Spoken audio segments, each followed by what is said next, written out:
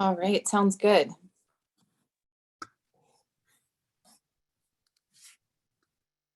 Team, if you're ready, I'm going to open the webinar. Please give it a few minutes for the room to populate. I've dropped the agenda in the chat. Participants will be muted, cameras off. We're directing them to use the Q&A, so their chat feature is disabled. Their raise hand feature is also disabled. So we're inviting them to use the Q&A where we can answer and repeat on that. If anything needs to change in that, please let me know so I can modify those settings. We have about an hour to go, and I am recording it, but we won't post it because of ADA information. But we will post the PowerPoint the next day or so. All right, let's have a good show, you guys.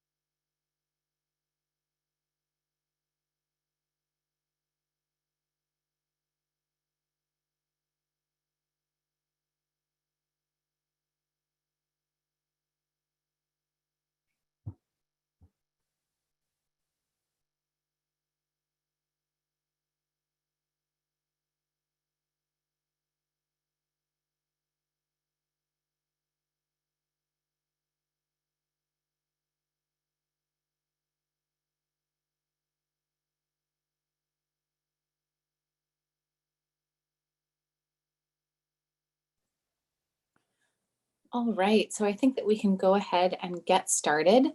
Welcome to our Russian River County Sanitation District Informational Community Meeting. Today we are going to be discussing some critical infrastructure needs in the RRCSD, and I want everyone who is listening to know that I have been pretty consistent in terms of trying to keep our cost increases on ratepayers as low as possible for quite some time. And so, when the water agency staff approached me this year and said, hey, we're going to be looking at some pretty substantial rate increases, the first thing that I said was we need to take this to the community. And also you need to really justify why these rate increases need to take place.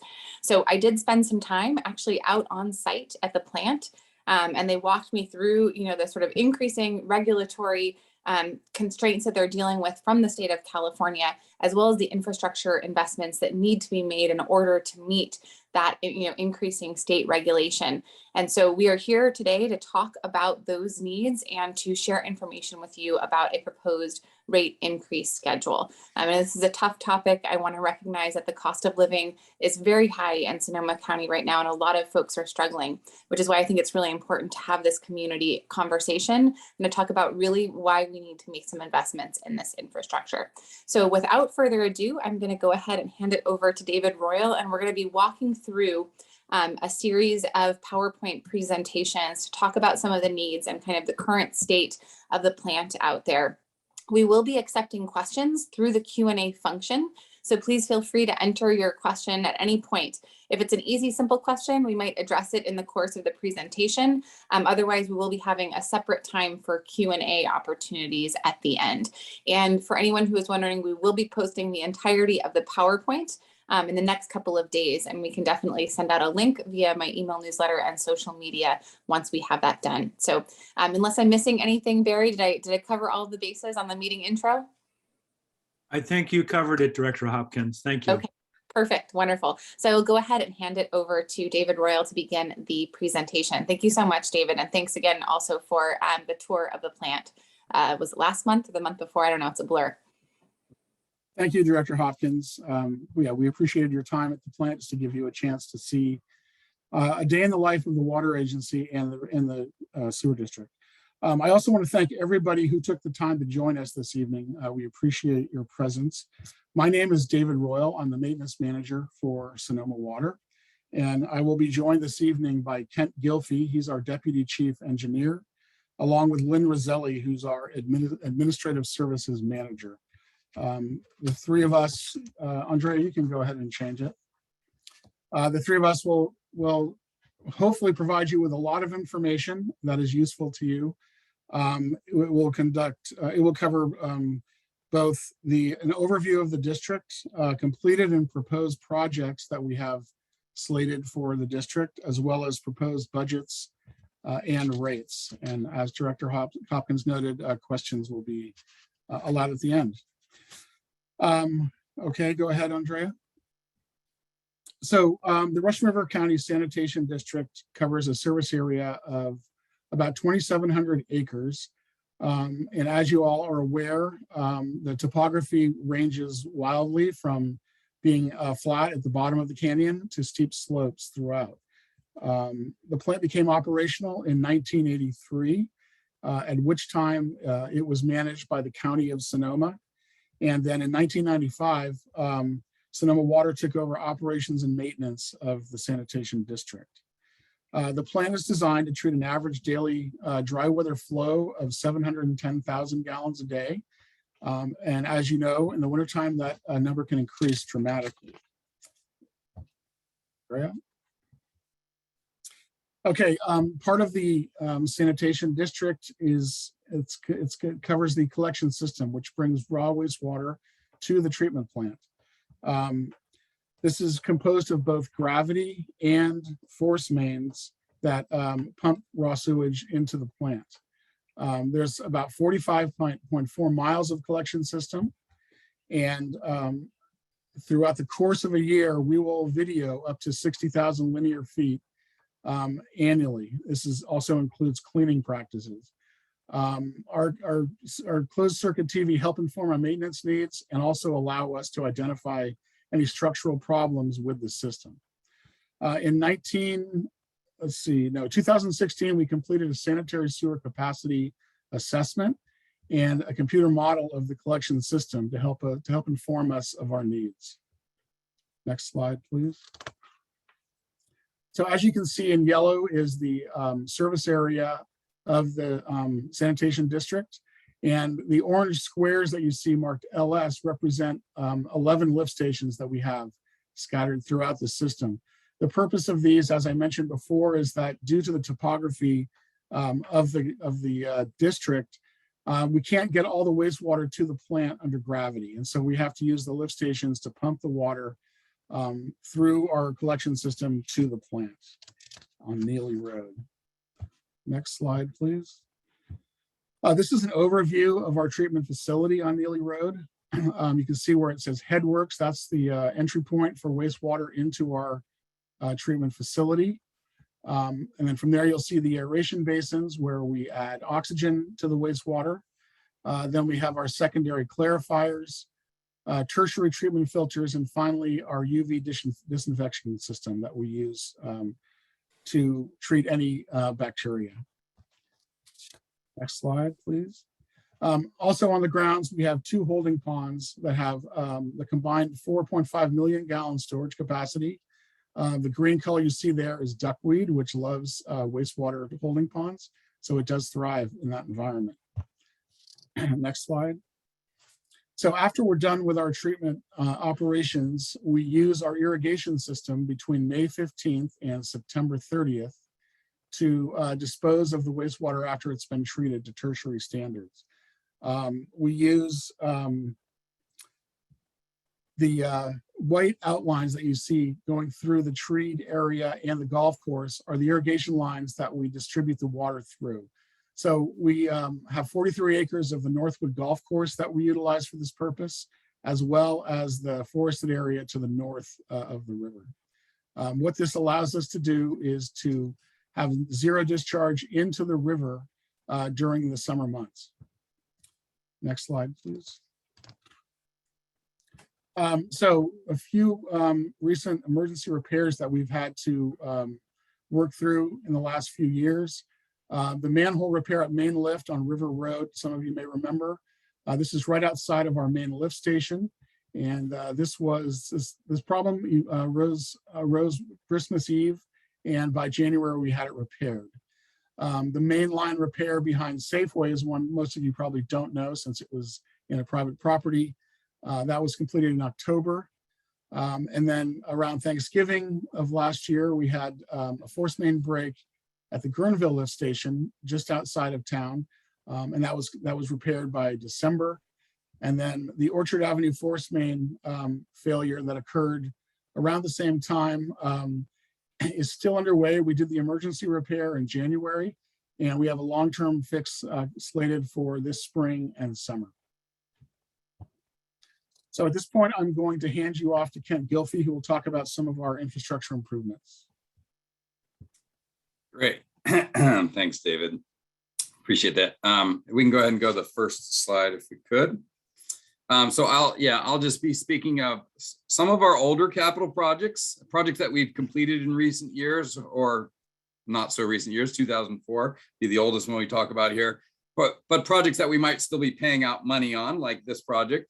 And then also speak of some current and future planned projects. So kind of a capital projects perspective here. So one of the projects, one of the larger projects that the district implemented under Sonoma Waters Management was our 2004 upgrade, our third unit process upgrade. It was a project, it was at the wastewater treatment plant. It added an aeration basin to the treatment processes, and added a new clarifier settling basin, and replaced our tertiary sand filters with a rotating cloth filter system, and as well as replaced our transfer pumps to increase our pumping capacity. Overall, the project did increase the plant's peak wet weather flow treatment capacity and improved the quality of our treated water. It was funded with a $4.2 million low interest loan rate from the state that we are paying on through 2024. Slide, please. In 2011, we implemented our ultraviolet or UV disinfection system. The plant had previously utilized chlorine gas for disinfection that we convert to solution to disinfect the wastewater stream. Regulatory limitations on disinfection byproducts that can happen as a result of chlorination and treating organics prompted this regulatory change and our move away from chlorine gas. Also, chlorine gas poses certain safety risks in the handling of that product. So in 2011, we implemented this project that replaced the chlorination system with a new ultraviolet UV disinfection system, no chemical byproducts, and reduces our safety risks. Essentially, it uses ultraviolet light, essentially using submerged UV bulbs to disinfect the wastewater stream. It was funded with a $1.9 million forgivable loan and a $2 million interest-free loan that the district continues to pay on through 2032. Slide, please. In 2014, we implemented our biological nutrient removal project at the wastewater treatment plant as well. More state regulatory limitations required that we upgrade our biological treatment process to reduce our nitrogen and phosphorus-based nutrient discharges in our treated water. The project required modified flow routing and aeration improvements within the existing aeration basins. The aeration basins are where the predominant biological treatment process occurs, where the microorganisms are consuming the organic matter in our wastewater stream. This was a $2.8 million project. We had no grant or loan associated with this one, but we paid for it out of fund balance. I don't recall at the time whether or not there were debt limitations in doing so, but there was no grant funding available. Slide, please. And our most recent capital project out at the treatment plant was our seismic upgrade, seismic retrofit to our secondary clarifiers. As part of a natural hazard vulnerability assessment that was prepared in conjunction with the district's local hazard mitigation plan that was prepared in 2018. Our secondary clarifiers were identified as being vulnerable to failure during a major earthquake.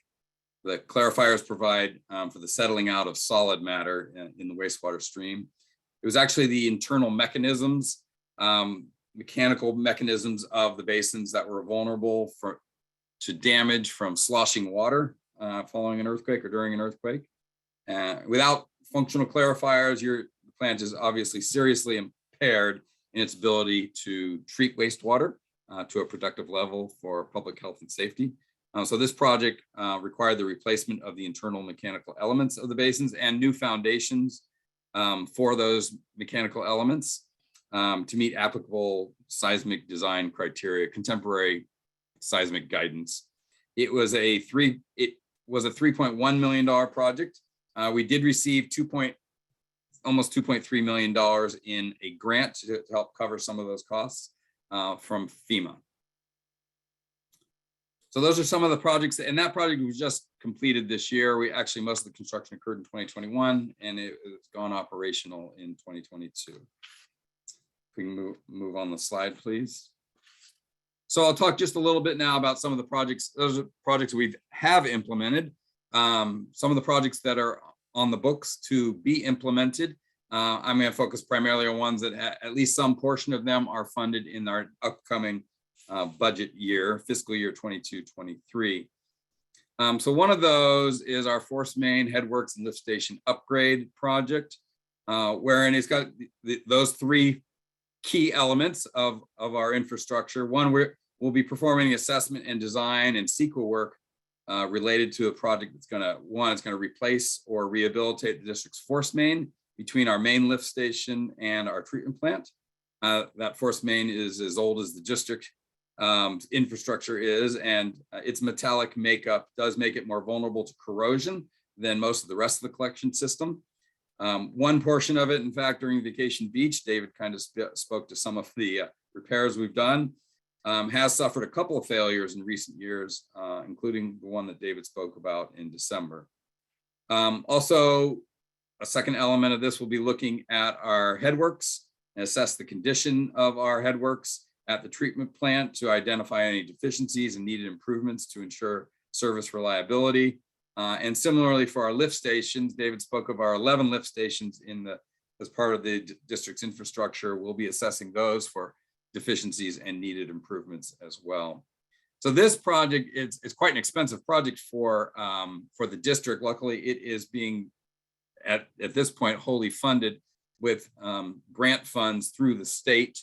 And we'll be implementing a couple phases. We are in phase one right now, where we're conducting the assessment and some preliminary design and CEQA work. And phase two will fund construction of the project.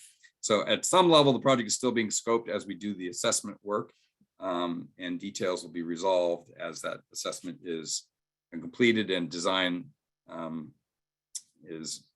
continues in the next phase.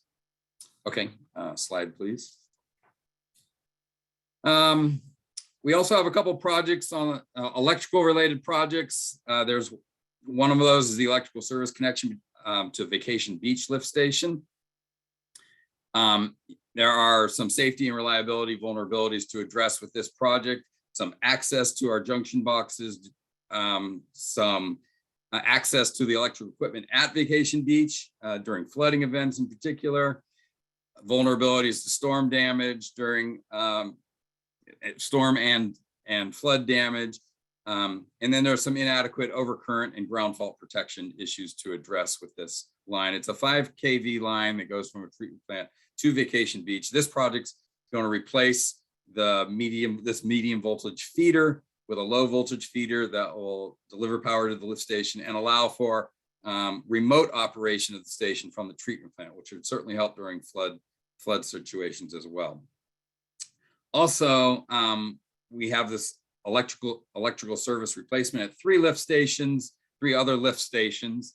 The district's Beanwood, Guerneville, and Girdwood Park lift stations. They receive their electrical service from a feeder that comes from our main lift station, extends along Highway 116, and ultimately crosses the Russian River. It is 35 years old. It's prone in a flood prone area. It does continue to provide power, but does pose various maintenance and reliability issues of concern for us. The project would abandon this old feeder line and provide for PG&E service drops at each of the lift stations. Other electrical improvements will be needed also to, like an automatic transfer switch to switch over to PG&E power. And also the generator at the main lift will need to be downsized to, because it'll now only provide for the main lift, and backup power will be set up at each of at the Beanwood, Guerneville, and Gernwood Park lift stations as well, so we can bring in generators at each of those sites. The two projects combined are estimated some $6 million. That's not all in next year, but spread over 6 years. Some of that money has been expended already on some of the assessment work. Slide, please. Also, the district's UV disinfection system, the one I spoke about earlier, that was implemented in 2011, became operational in 2012. Since that time, many of the electrical and control components have actually become outdated. The technology utilized with this system is advancing rapidly, and there are component upgrades that are required to enable continued support. The manufacturer has gone out of business, and there are some obsolete communication protocols associated with the equipment. Similar to the clarifiers, if we were to lose the disinfection aspects of the plant, we would be seriously impaired in being able to protect public safety and health. So this project will involve the installation and integration of new components within the UV system. It's not a wholesale replacement of the UV process unit there, but certain components, electrical and communication components of that system. The project is estimated at $1.3 million. And then the last project I'll speak about here is our underground diesel fuel tank replacement at the Russian River main lift station. The generator, the fuel tank provides fuel for the emergency generator at main lift. Changes in the state regulatory requirements regarding underground storage tanks requires permanent removal of underground storage tanks that are designed and constructed before January of 1984 and that don't meet certain health and safety codes. So this underground storage tank needs to be removed before December 31st of 2025. So that project will remove the underground storage tank and replace it with an above ground tank with an enclosure. And that project is currently estimated at $1 million. There are a couple of, in addition to that, there are a couple of plans. Our local hazard mitigation plan is a plan required in order to be eligible for certain FEMA funds. I talked about funds that we utilize to do the seismic upgrade to the clarifiers. The last plan we prepared was approved in 2018. It expires in April of 2023. So we will be expending efforts to update our plan so we can remain eligible for additional grant funds through FEMA. And then there is work that will be prepared in preparing a treatment plant master plan that will look at the treatment plant for its future needs to ensure future service reliability as well. Combine that with some of the existing assessments that have been done on the collection system. And I think that work is, a portion of that work is commencing next fiscal year. So that is all I have to report on in the way of projects. And with that, I will turn it over to Lynn Roselli to speak a little bit more about dollars and cents. Thank you. Thank you, Kent. Lynn Roselli here. Next slide, please. So here's the breakdown of the budget. You can see that 48% is operations and maintenance. Then we have maintenance projects, we have capital projects, and we have debt service, and it all adds up to basically the projects that Kent was talking about.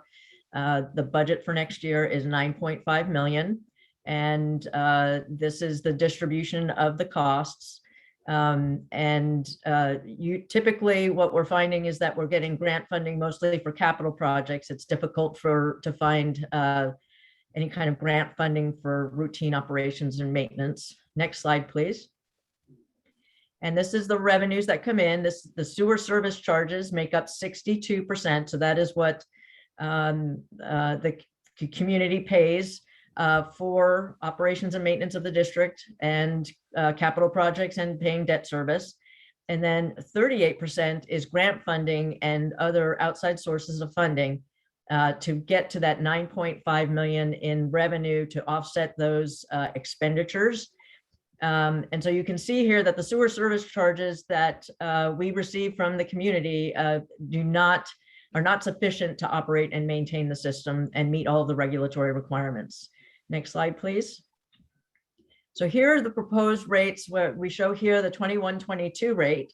There's 3,214 equivalent single family dwellings in the district. The annual rate for this year was 1,774. And that amounts to $148 per month per ESD or single family dwelling.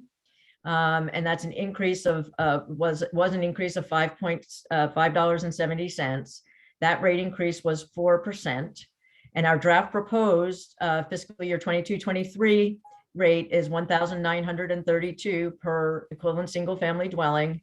That represents an annual increase per ESD of 158 and a monthly increase per ESD of $13.2. This is an 8.9% rate increase. It gives us approximately $320,000 more in revenue as a result of this rate. The number of parcels in the district are 2,500. The estimated district population is 7,300. And the average rate increase over the past 10 years is 4.8%.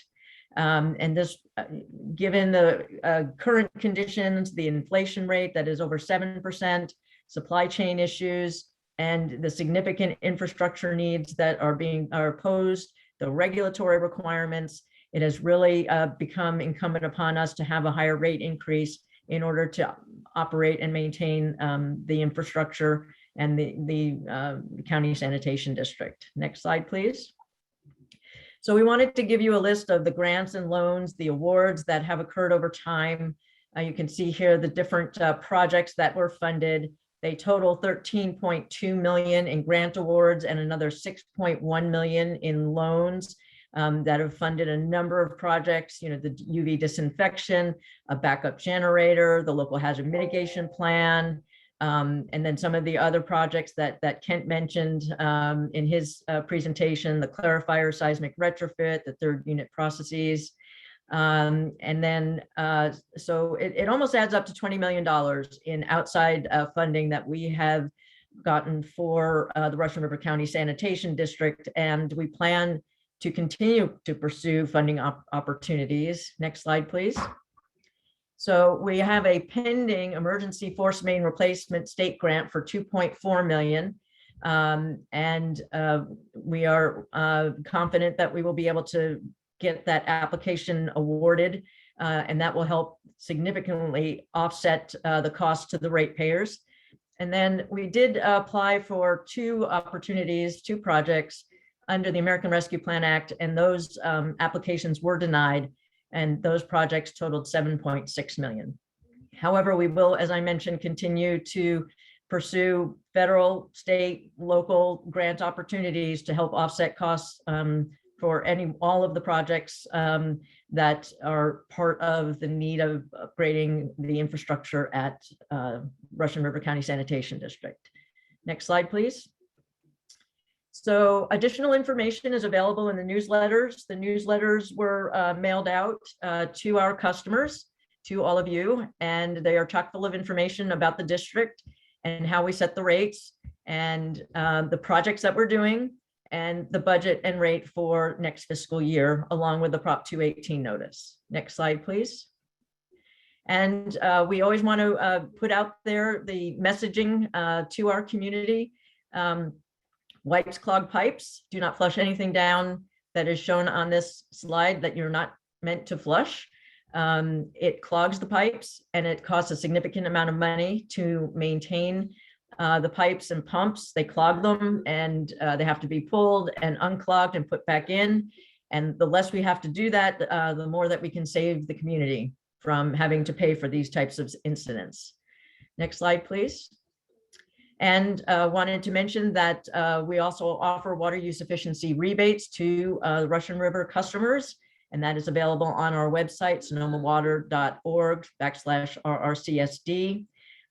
The draft budget for next year and the budget detail is also on the website in the finance section, and we can help you find that. More information about the water use efficiency rebates is there as well. And I believe that's the last slide, and we're available for answering any questions you have.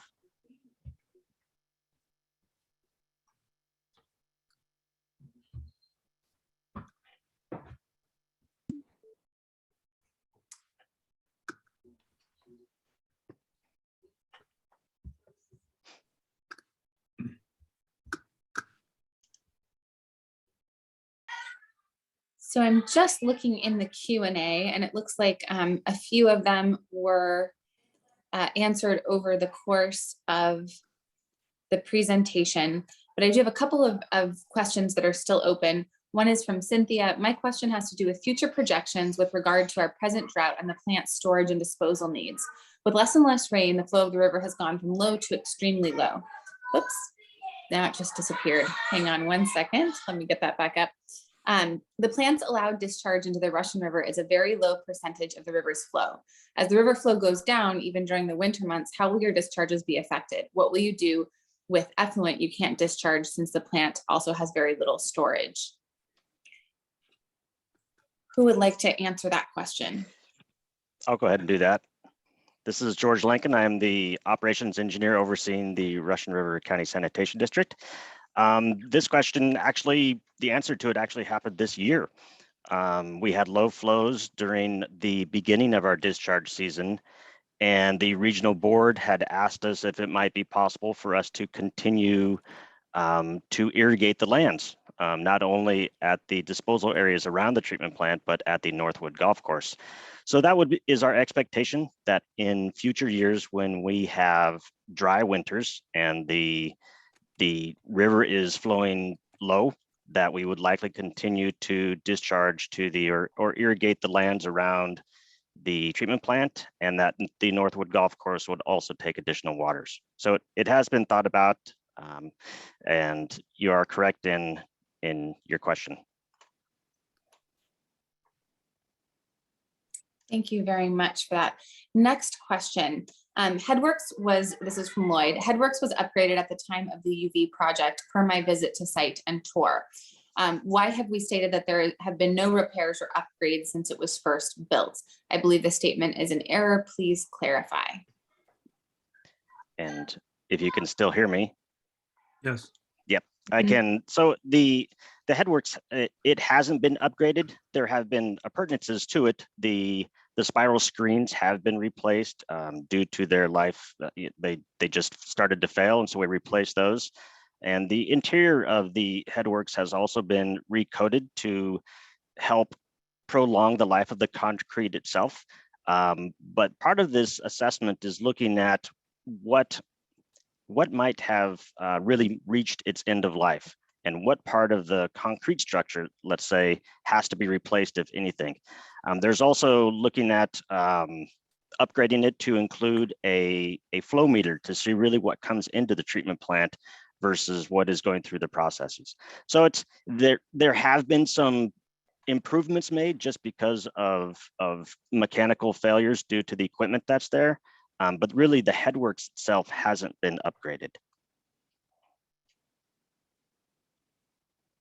Thank you very much. And I do see a question about whether or not we can allow participants to make a comment and ask a question. I'm actually not in control of this meeting. This is a water agency run and operated meeting. So we can sort of check with staff while we answer some of the other questions on that one. One question is, when will we know, and this is from Isa, when will we know when the Vacation Beach project will start?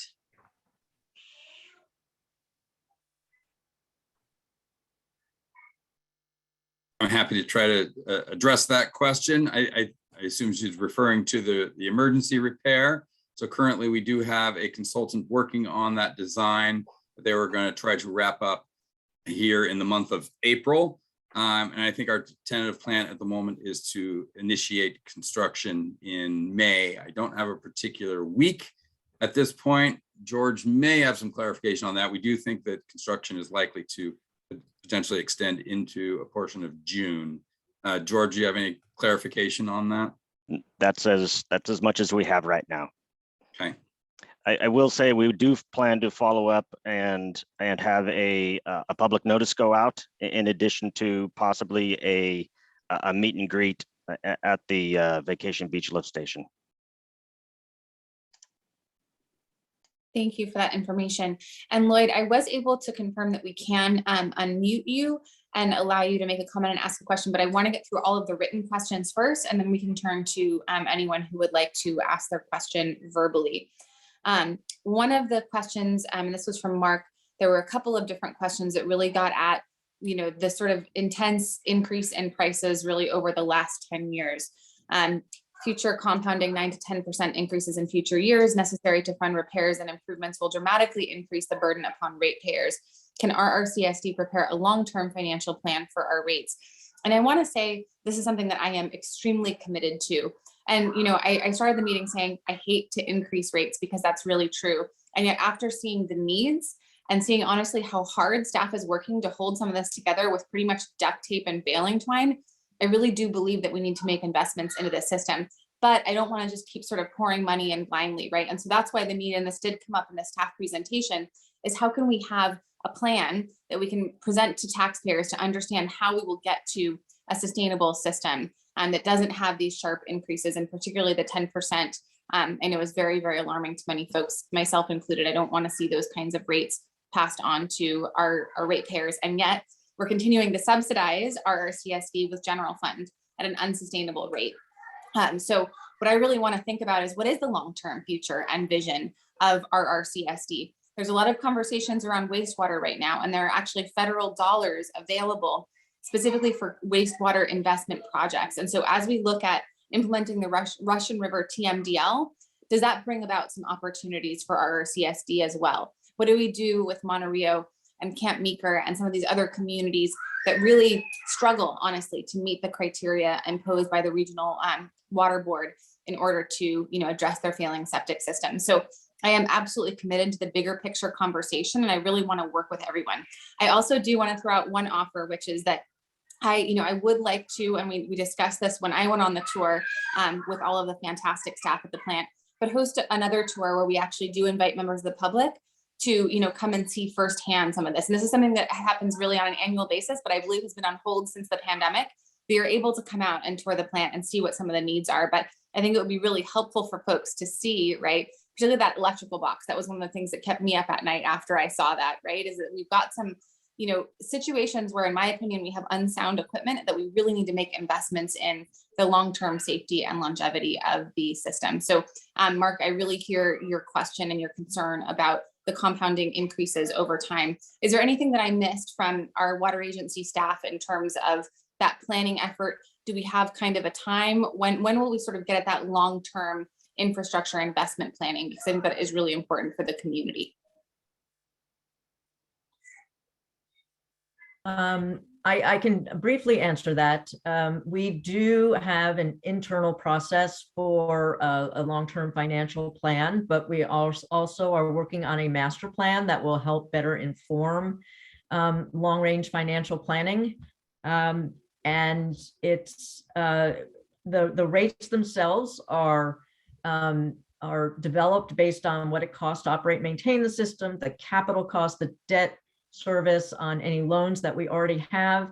And it's very much driven by regulatory compliance requirements.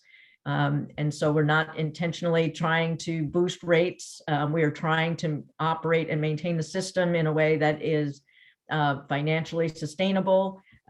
We are looking at options for longer term solutions that could help bring down the costs for the customers. But those types of projects are more long-term and are not going to be solved overnight. I don't know if anybody else wants to weigh in on that, Kent. Yeah, thanks, Lynn. Yeah, I agree that we we are aiming to improve our ability to look at those long range projects and rates. There are just, certain futures there that are uncertain. Certainly the regulatory environment's always a changing one for us. I would, the master plan will be revealing for us as to what we think the foreseeable future looks like. I mentioned some other planning efforts, a local hazard mitigation plan. There are some, significant seismic related hazards, other hazards, fire hazards, certainly a hazard that needs to be looked at in more closely than it was with our last local hazard mitigation plan in view of recent events. So those have some uncertain, undefined future costs that still need to be figured out. And they could be large, but we're making strides. We're trying to improve our rate forecasting for the foreseeable future. And we are looking for grant funds at every turn for every project. Yeah, I mean, the FEMA funding alone, I mean, the state funding of that $8 million headworks force, I mean, that's huge for the district. And as you saw with the projects that we presented, I mean, a number of our projects we have been able to get grant funding for, and we will continue that effort. That FEMA funding, updating the local hazard mitigation plan, something that's going to be going on over the course of the next year, should position us well for continue to be eligible for additional future funding, at least from that funding source too. So. Thank you. Another question that we have pertains to raw sewage releases into the Russian River. The question is, how many gallons of raw sewage have ended up in the river because of system breakdowns since 1995? George, there you go. Yeah, that's it. Without going back and looking at the numbers, it's hard to give an answer to that. There have been instances of raw sewage going to the river during times of flood, so I wouldn't say that's a system breakdown. The most recent system breakdown we had were the ruptures in of this year, and we managed not to have any issues with that. Going back to 2014, when the force main did break at Vacation Beach as well, we did have releases then. If there's a chance for me to prepare an exact number, I can do so, but on the fly, I can't give you that exact number. So that is something that we can follow up on. And I do know that those incidents are publicly reported as well, and documented and recorded, but we can certainly make a list and share that with members of the public. Next question is pertaining to the tree, the sort of timber harvest plan that is occurring adjacent to the plant. And the question was specifically, how is that going to impact the sort of use of the treated wastewater? How does increased irrigation work if the forest adjacent to the plant gets logged as the owners want to? Does anyone want to tackle that? I can try to answer some of that. The timber harvest plan has yet to be approved. So as to this point, there are no additional trees being logged out of that area. But when we looked at things, and there's some thought that having less trees and opening up the canopy, so to speak, would allow actually evapotranspiration to happen more so. And so losing some trees in the area would probably be a benefit. I don't think anybody has the perfect answer for it, but there will be logging that happens at some point. Up on the upper area, probably not so much, but in the lower area, it probably can use some thinning of the canopy there. Okay, looking at the next question is scrolling down. Oh yeah, great question from Gaylord. Can you explain what an ESD is? And have you surveyed property uses in the district recently to see if there are different uses than those being billed for? For example, converted garages and multi-use properties. And I do want to acknowledge that I've observed myself, and I have also heard concern from community members about how we went through this whole process with FEMA, right, to raise up properties above the floodplain. With the goal of getting living spaces above the floodplain so that people wouldn't be impacted by floods when the Russian River reaches its banks. And yet, unfortunately, a lot of those areas have now been converted into illegal dwelling units. And so we've got folks who are actually living in the floodplain, and that also means having kind of a multifamily property where it's not really intended to be as such. So could someone please explain what an ESD is and then answer the question about surveying? So an ESD is an equivalent single family dwelling. So it's your typical single family dwelling. And that is the basis or the baseline for determining your rates. So if you have a single family dwelling, you have one ESD and you pay the annual rate per ESD that we showed on the rate slide. And we are constantly reviewing permitted uses and the permits and our master list to make sure that we have an up-to-date list of what uses are in the district. However, we have not actually done a field survey recently to verify that there are no illegal uses out there. We work closely with Permit Sonoma. They do the permitting on behalf of the district, and they ensure that converted garages and multi-use properties and other uses get permitted and charged. But no, we don't have eyes specifically on any illegal uses, but we do regularly review our lists and our documents in our database to determine if we have all of the permits and information that we need.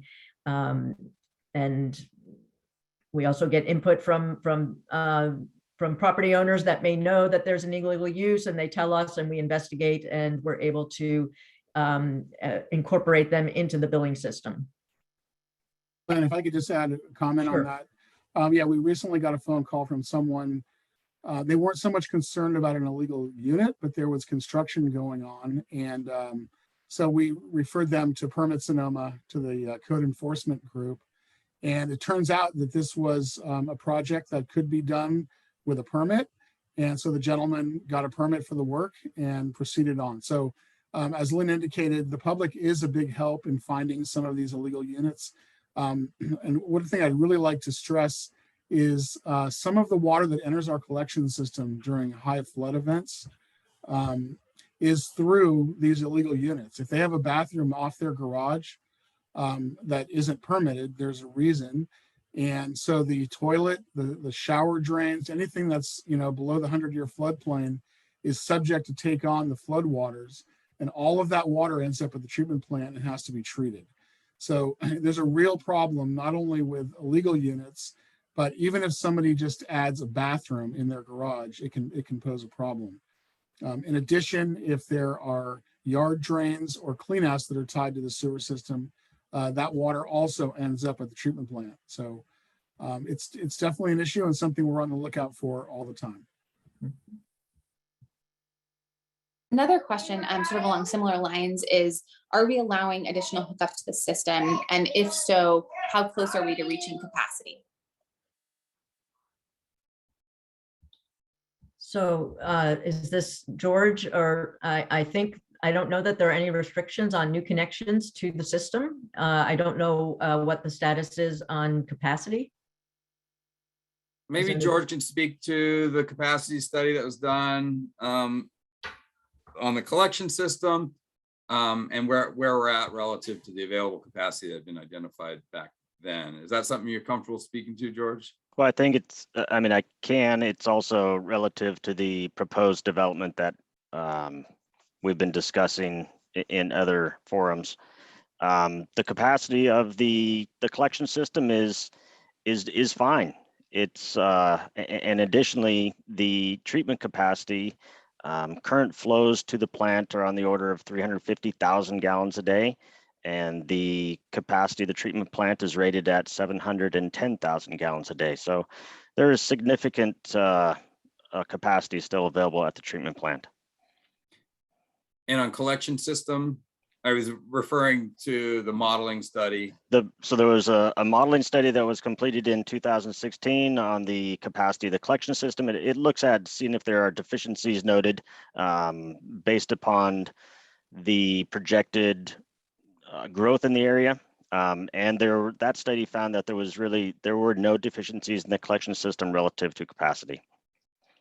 And each time a development comes in, that model is looked at additionally as well to see what effect it might have on the capacity of the system. It doesn't get down to the individual homeowner or a new home coming online as well. Next question is regarding categories of expenses. And so can you please break down the capital expenses by categories being collection, treatment, disposal? Right here. So I don't know, Kent, that we actually have that granular breakdown at this very moment. You know, there's the headworks force main project, there's the underground storage tank project, there's the UV disinfection project. You know, some of those are collection, some of them are treatment. Yeah, I guess I'm struggling. What are we looking for here? A breakdown of all proposed projects by category, by collection, Capital treatment? expenses. I think they're looking at capital expenses by category, collection, treatment, disposal, I think. And are we referring to the projects that I presented on, or all projects in our long-range financial plan? And I I'm think projects. I mean, it was just sort of generally the question. This was from Gaylord, and Gaylord, feel free to type into the chat to clarify if we're not getting it right. But just overall capital expenses by category and looking at how that breaks down between collection, treatment, and disposal.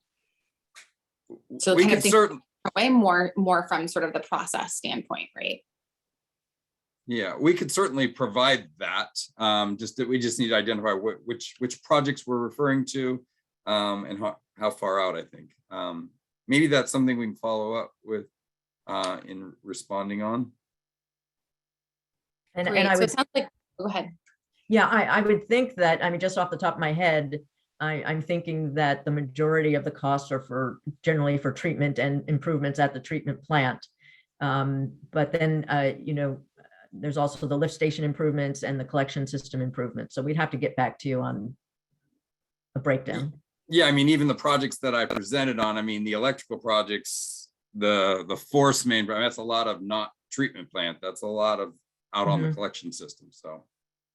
Right. One thing I'd like to add, though, is for the majority of the gravity fed collection system, it's plastic pipe, which behaves extremely well and has a good long life.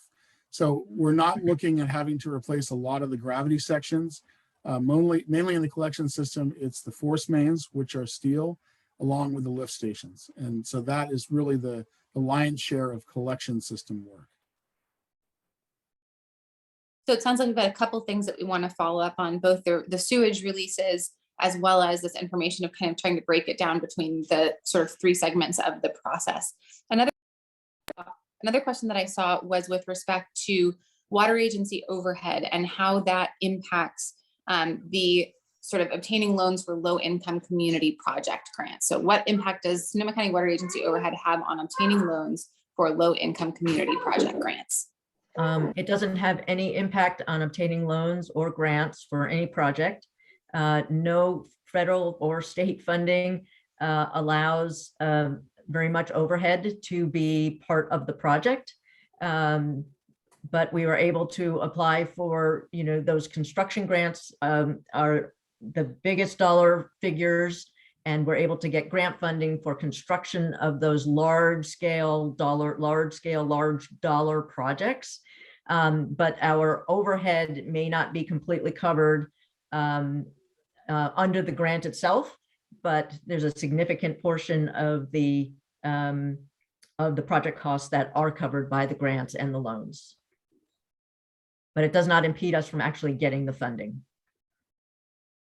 I would also add that I think this is actually one area where we are lucky to have the water agency working on this district, and that there are two agencies that I can think of in the county family who could pretty much squeeze water from a stone, or, you know, money from the federal government, and are really, really creative at getting money. And that is the water agency and regional parks. And so, you know, you can tell that they have applied for tons of grants, not always successful, but they are always have their ears to the ground, and also lobbyists active at both the state level and the federal level to try to solicit funds for this. So I can say that they are truly looking under every single couch cushion for, you know, funds available for for this particular plant. So I want to give credit where credit is due and say thank you, Lynn, and the whole water agency team for constantly being on the lookout for those kinds of grants.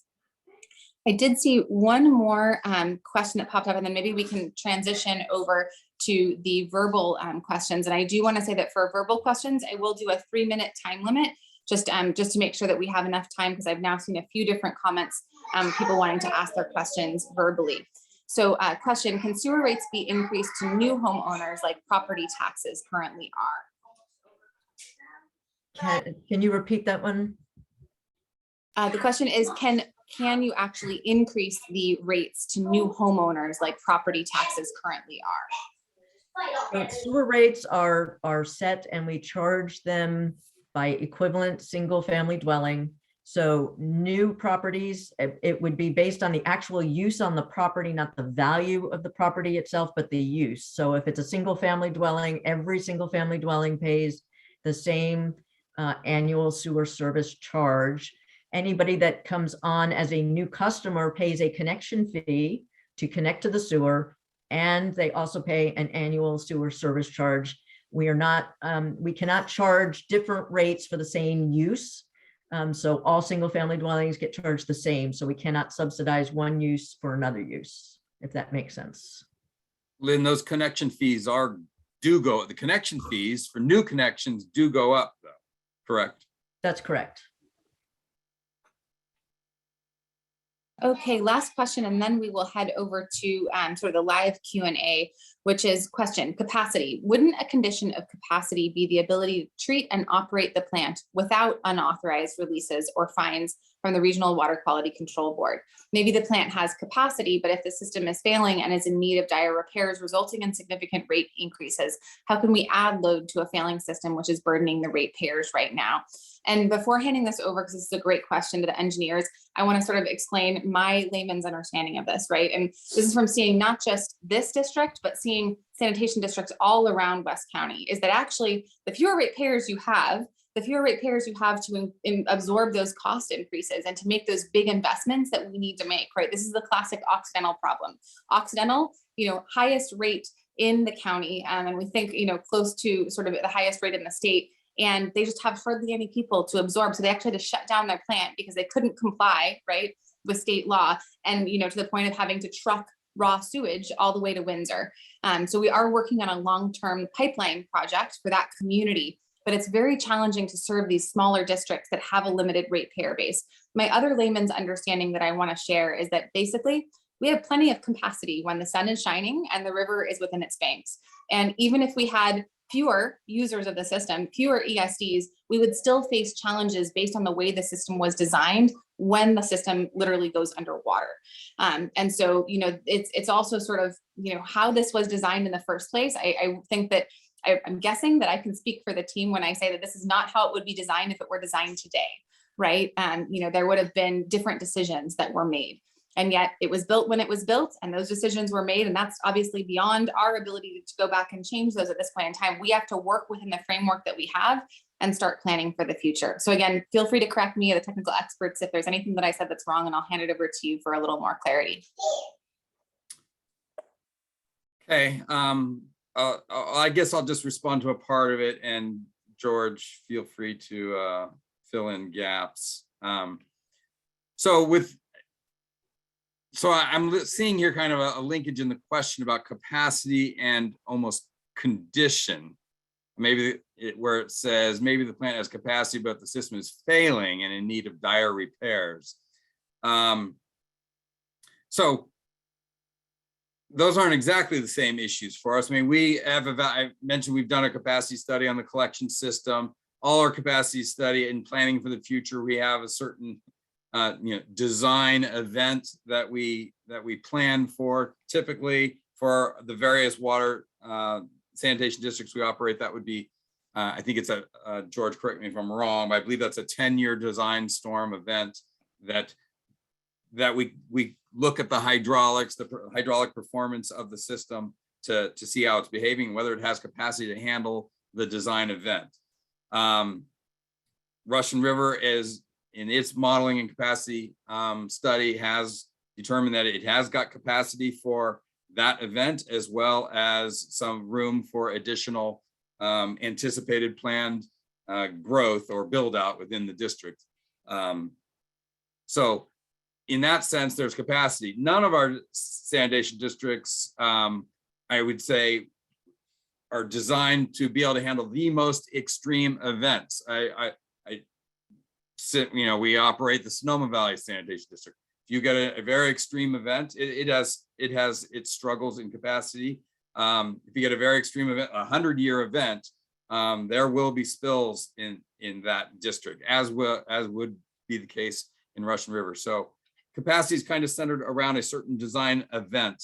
But it's not an assurance, as the question alludes to here. It's not an assurance that you'll never have a spill. With regards to the condition aspects to it, I mean, you can make that statement about all our infrastructure is aging, and as it ages, those risks increase with the potential of failures.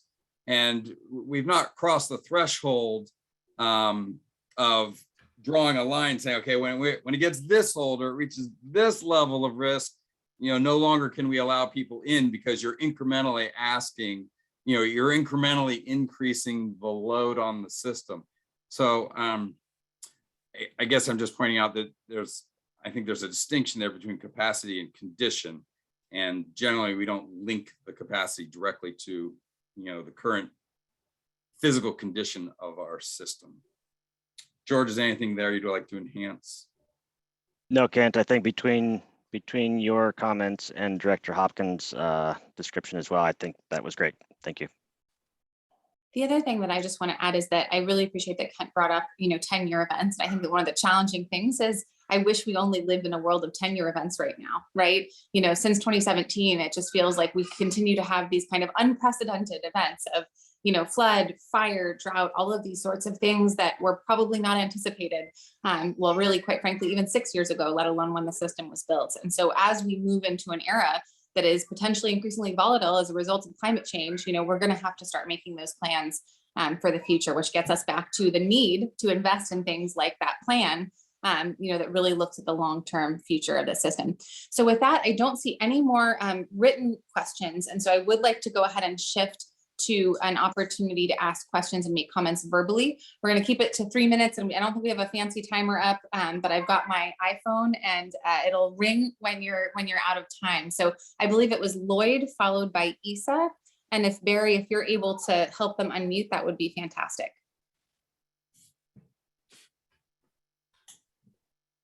Yes, I think Andrea is going to help with that. Perfect. And I see Lloyd up on my screen now. So I'm guessing, Lloyd, that you're able to speak. Oh, you can hear me? I can hear you, and I'm going to go ahead and Yes. start the timer now. Okay, first of all, I think, we only have a few people. Perhaps we can have a second round of comment, since this is a nice, important informational meeting, and we have not met in such a long time. Years and years and years. Yes, thank you to the staff and to you, Linda, for making this possible. The presentation made by staff in regards to justifying the proposed rate increase for the coming year, yes, it provides a framed context in which to have a discussion. However, that frame is not the one I would be engaged in. I believe there's a discussion that can take place that goes outside what has been presented, and the issues can be looked at in another way. How could this best be done? If there were a local governance of this district, local representatives, ratepayers, who could actually take the time to review and work with staff on budgets, issues, points made to the community, etc. I think that would be a much more effective way. Currently, I think there are many in the community out here who have a distrust of the conclusions reached by staff, reached by Sonoma Water over the years. I can say that I worked with Spencer Bader. I spent a lot of time with him, and I spent a lot of time looking through every single document and report, engineering report, all kinds, legal lawsuits filed of the district one whole summer. I did my best to become very well informed about it. There needs to be some local governance over these things if we want to have confidence in the conclusions of staff. In regards to the question, the very nice question about the illegal units, PRMD does not do any survey, does not follow through. I wrote to PRMD and basically got a response back and says, good luck. There's nothing we can do. We don't have the staff to do it, etc. So trying to get additional revenue by trying to correct errors in that regard is probably pretty much a lost cause. The conversation about capacity, it's not a matter of capacity. The district has never been an issue as far as my understanding has been. The issue has always been discharge. And I think it continues to remain the main predominant dilemma or issue for the district. The other point, a final point, much of these expenditures over the past years have been large capital expenditures that should have been approved by a ballot measure and not done simply as a fee rate increase without voter approval on the ballot, not a 218, but an actual ballot like we used to do in the old days. Thank you. I hope we'll have a second opportunity if there's time. Thank you, Lloyd. And I do appreciate the recommendation around a citizens group, and that's definitely something I'd like to follow up on. One of the challenges, like I also like to bring this to the Municipal Advisory Council, because they're representatives of a number of the areas that are served by this district. And then we also have a citizens advisory group that's looking at the TMDL issue. And so, I don't want to sort of create too many committees and honestly sort of spread the community thin. But maybe we could talk to the CAG and talk to the MAC to see if we feel like a formal advisory committee specifically for this would be warranted. I know that one model that I think has been very successful is out at Spud Point Marina. We actually have a group that kind of reviews the budget and the expenditures out there in concert with regional parks. So it's not just all the county making the decisions, but that they're sort of vetted by the citizens group first. So just food for thought, but I look forward to following up on that. Next, I believe we had Isa, and then I see a couple more hands raised. Which was John and Brenda. Hi, can you hear me? Yes, I can, and I'll go ahead and start the timer. Okay, great. Thank you. I just want to say thank you to everybody for doing this Zoom meeting tonight. I personally am very excited to have it. I would like to look more information in regards to everything going on, as I am, as you guys all know, I have been living in the Vacation Beach District since 2005 with my family, and I have seen all the force main breaks. I have seen floods where the sewage has just flowed all of our street and down our river. So I see the need for major repairs and replacement. And we in our community here at Vacation Beach still have signs that say raw sewage may be present. It's something that we're still living with day to day. And I think it's something that really, I understand that you guys have made it a priority. I understand it's a huge, huge undertaking as well as a huge cost to our district. But I really, the question about capacity came from me because I guess I don't understand how you can continue to add more ESDs, more commercial properties to a system that I see overflowing when it floods. I understand the capacity works when it's not flooding, but when it floods, it's so much sewage going into our river that I've watched. So I'm concerned about that. And I guess I'm doing a lot of comments, but I am really excited. I got your newsletter today. I received it in the mail today, so I haven't had a chance to read it. I would like to see more newsletters and more information going out to the public about what is going on here and how it's affecting our community and our environment.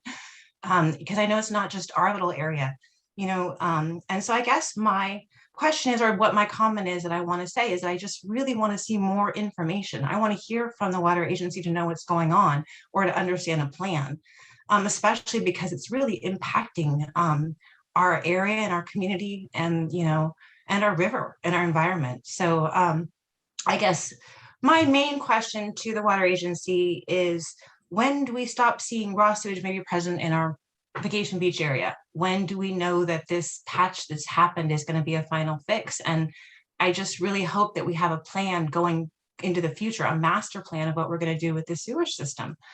So I don't know if I have a question as much as a comment, but it's nice to be able to, I guess, tell you how I feel and where we're coming from. And I know that everyone has said they will let us know once we hear something, but we just haven't heard anything. I've seen the markings.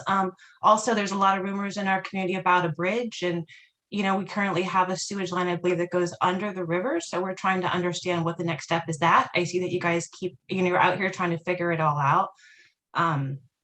But I think that there needs to be more communication, and also in regards to flooding, what our community needs to do during a flood to make sure that we don't have this happening.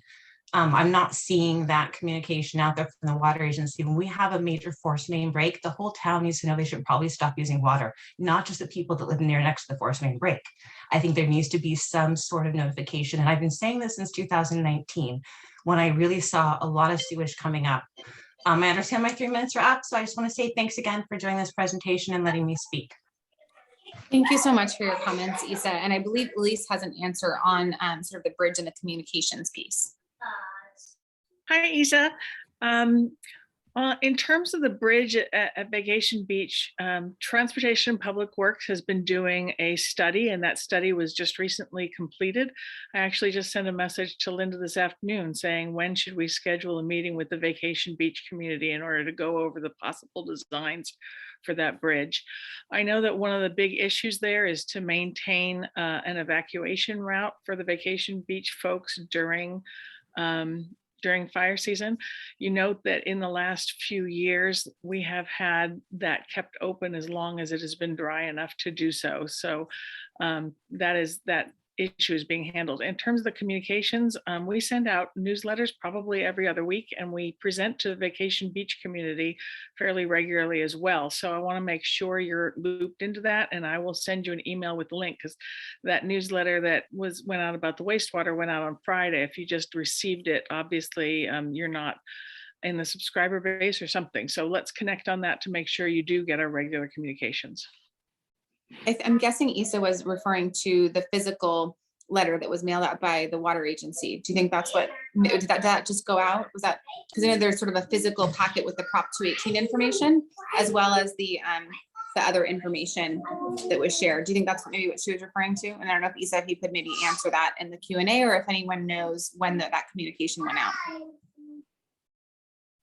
The Prop 218 notices were mailed on April 1st. But we did not have a date set when when that went to print. So that was not in that communication. We did send out a press release, and I know that through social media and other media, we did advertise this meeting. And then our newsletter went out. That was Friday, right, Elise? Yeah, Yes. Great. Okay, well, we will make sure. I mean, if anyone has any suggestions on improving communication, we are always open to how do we communicate better. So please let us know how you're accessing information and how we can do some inreach into your community. With that, I believe it was John and then Brenda coming up next, unless anyone else has any responses to Isa. Anything else from? Director Hopkins, I'll add one thing. Our emergency response team at Sonoma Water is working with the Sheriff's Department, Department of Public Health, to put together alerts that can go out to pinpointed neighborhoods should we have a flood event. So that effort is underway right now in terms of communication. Great, thank you. And with that, John, the floor is yours. Good evening, everybody. I'm glad to be part of the meeting. I'd like to go in a different direction about the cost and how this system came about back in the 70s. It was never approved in the 218 bond issue. It was approved on a 51% vote by manipulation of the county through the state. There had been a program and a design that was all presented to us, but many things were cheapened out, cut off from that original design. And what actually happened, I don't think was originally what was even voted on by the people. Right now, we're sitting there where we're talking about rentals. Low cost rentals, moderate cost rentals, Right now, the sewer is costing a rental at least $150 a month just to pay the sewer bill. As we keep getting higher and higher, we'll get up into the higher rates for rentals. How can you have reasonable price rentals when you have such a high fee for just the operating cost and all this other associates that's now thrown in here? I would sure like to have somebody take a look at the original plan for this project and what actually got built and what happened with the transfer stations and what happened with what we got now. Why do we have a pipe that's failing at 40 years? Can't there be better equipment than a 40-year pipe? I don't know. You people know, but I wish that we could see some real data as to what happened and what the people voted for and what the people got. Thank you very much for your time. I appreciate that, John. Thank you very much. And I do think, I mean, I've learned a lot from you and from other Russian residents that a refresher on the history would be good, especially as we look forward to this new plan and kind of the investments that need to be made. I believe it's Brenda and then Mark up next. And Brenda, the floor is yours. It looks like you're still muted. There we go, unmuted. Can you hear me now? I can hear you, and I will start the timer new. All right, thank you. First of all, the Russian River County Sanitation District has a permit with the regional board, and the permit is very firm in saying that all discharges into the river of wastewater, especially untreated wastewater, is illegal. And nevertheless, every time there's a flood over 42 feet, there's almost always accidents and spills. And it's like being between a rock and a hard place. You can't just dismiss it because, well, it's a flood and everything happens during a flood and we can't deal with it. It needs to either, you need to come to some kind of understanding with the regional board what will happen. It's their view that you should do everything possible to avoid such a situation. And I know it's a difficult problem, but in the past has not been adequately addressed. And I hope you will do everything possible now to diminish the possibilities of major, especially the raw sewage bills. And we have a problematic collection system. We always have, and because of our environment, we maybe always will. We have houses in the floodplain that the water gets into the sewer system and the various pipelines with individual homes and turns us into toxic waste. In terms, I too would like to encourage you to look into the past. There were so many non-anticipated problems in building this sewer.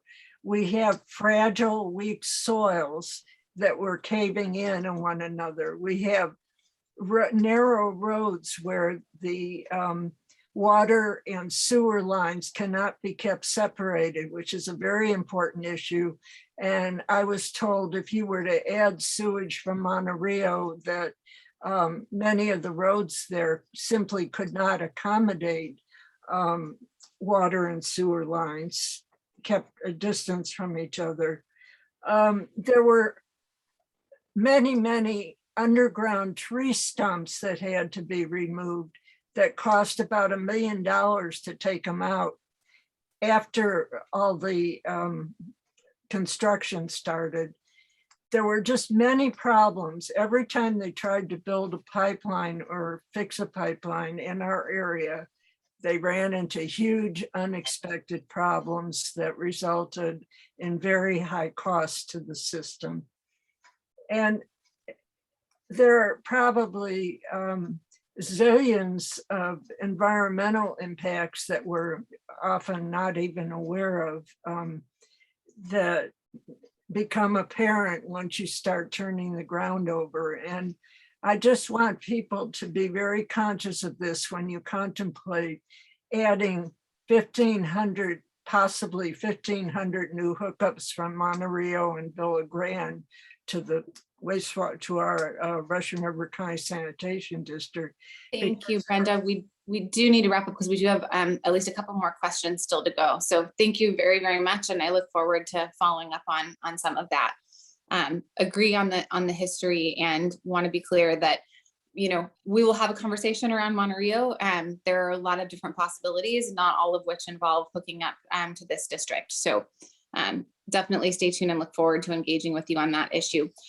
Mark is next. And then we also actually, I realized, have a question that was half answered in the Q&A, but wanted to sort of present the rest of it to be answered live. And this might be a Lynn question, which is, what is sort of the total fines the district has paid out since 1995? So is that something that we have available, or is that something we'll have to look up and provide that at future? Okay, so we'll look that one up, and we'll provide that along with the other information noted earlier. So let's go ahead and hand it over to Mark.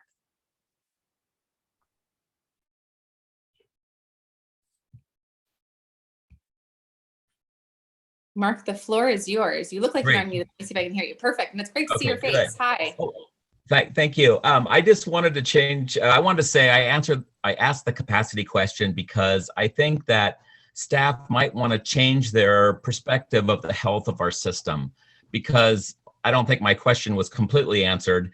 I understand the plant might have capacity to treat X million gallons of sewage, but in reality, to stay within the regulatory requirements, we have to treat that without having unauthorized releases. And we've always had the struggle of having to deal with the floods and the releases during the floods, and then the fines, which I'm sure the ratepayers have to subsidize a portion of, or all of the fines of that.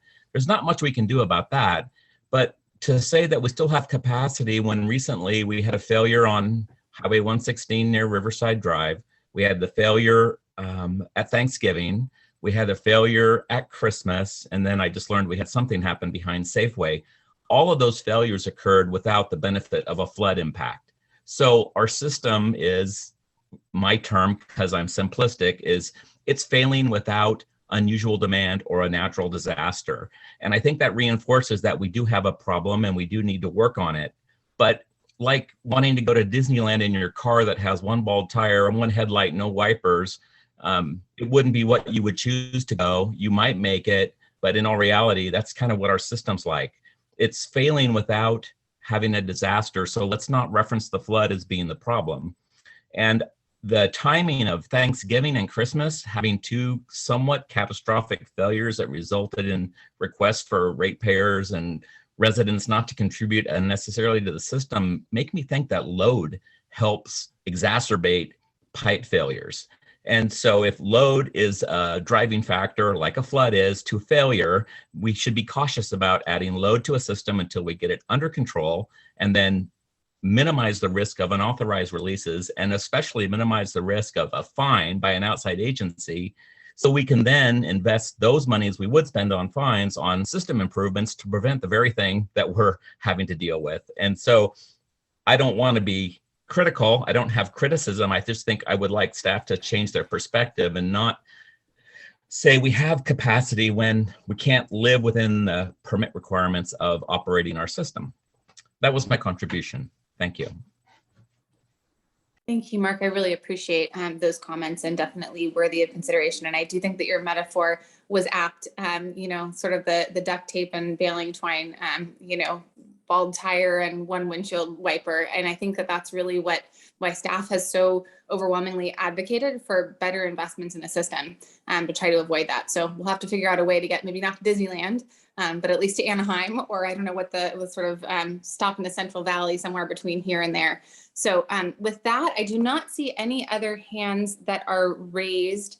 Just going to double check on the participants list before I draw this to a close. Any final words from staff after hearing any of the comments? Anything that you'd like to share with the community before we wrap up? Well, I guess I'd certainly like to express the appreciation of the community in participating and pointing out issues of concern We too share, staff shares concern in these areas. We are working within, the resources that we have. We are always seeking to find additional resources, particularly financial resources, to address these issues. With regards to what Mark just mentioned, we are working toward trying to resolve, the issues that have been the most immediate, particularly on the spills that are associated with the force main work.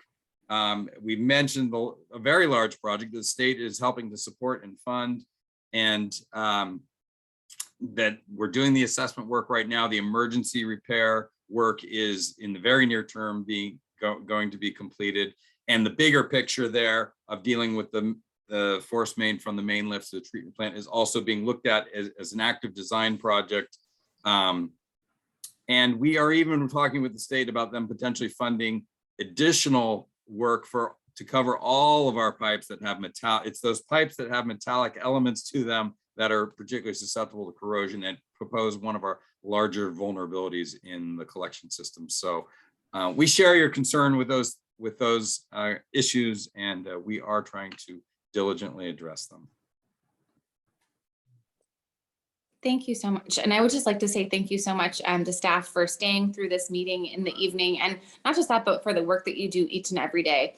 I really do have to attest to the fact that every single one of you work so hard on this system, believe in it, want to make it better, right? Want to make sure that it's the best that it can be and that it is functioning and that we aren't having these unplanned, releases, to Mark's point.